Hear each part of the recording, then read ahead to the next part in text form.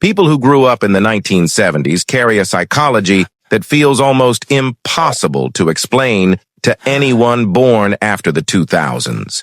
It's a generation shaped by silence, freedom, danger, and a type of childhood that would get almost every parent arrested today.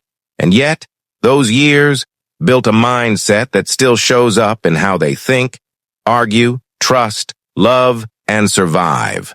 They grew up in a world with almost no supervision. If you disappeared for 5 hours, nobody panicked.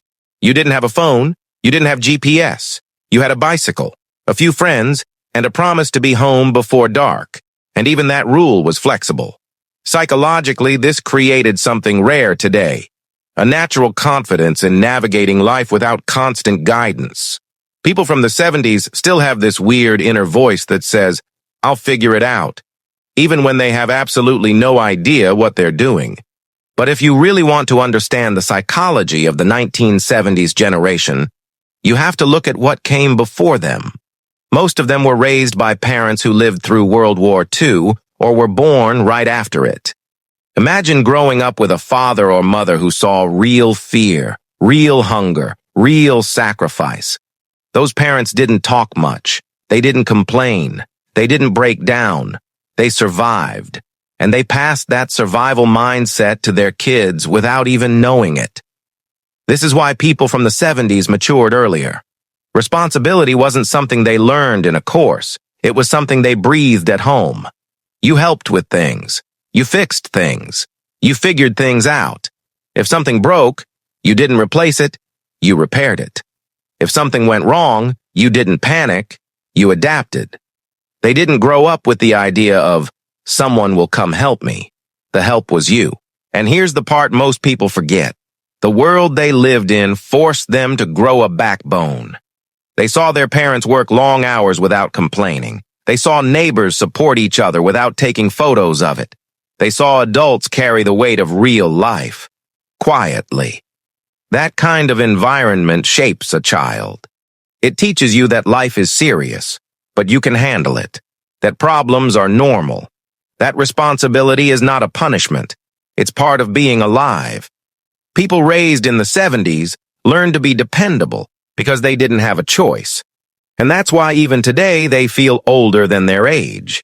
Not physically, but mentally. Their maturity didn't come from books. It came from watching real life up close, without filters and without distractions.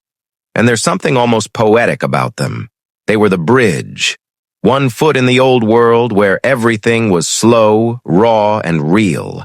And one foot in the new world where everything is fast, loud, and digital.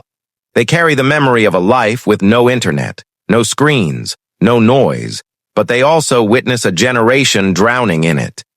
Maybe that's why talking to someone from that era feels different. They're grounded. They're present. They're not trying to impress you. They're not trying to win some invisible competition. Their confidence comes from their childhood, their struggles, and the responsibilities they took on before they even knew the word responsibility. They're a reminder of something simple.